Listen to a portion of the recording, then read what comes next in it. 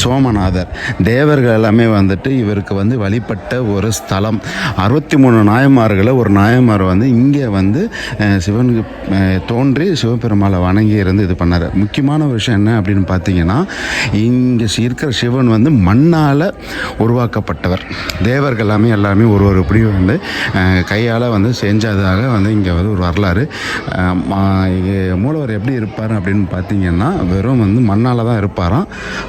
சந்தனத்தினால தான் இவர் வந்து சாத்தப்பட்டிருப்பாங்களாம் அப்படின்னு சொல்லிட்டு இங்கே இருக்கிற வரலாறு, இந்த கோயிலோட வரலாறு. நீங்கள் இந்த கோயிலுக்கு வந்தீங்கன்னா, முக்கோடி தேவர்களும் இந்த இடத்துல வந்து பிரதிஷ்டை பண்ண ஒரு சிவன் ஆலயம். நம்மளுக்கு வேண்டியதை கண்டிப்பாக நம்ம சிவபெருமாள் சோமநாதர் கொடுப்பாரு. காவேரி மண்ணால் எடுத்து தான் வந்து இங்கே வந்து இவருக்கு வந்து செய்யப்பட்டிருக்காங்க.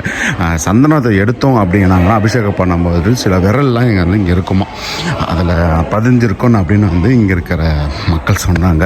ரொம்ப பவர்ஃபுல்லான ஒரு கடவுள் இந்த இடத்துல இருக்கிறதுக்கே வந்து எனக்கு ரொம்ப ரொம்ப சந்தோஷம். நீங்கள் கண்டிப்பாக இந்த கோயிலுக்கு எல்லாருமே வரணும்.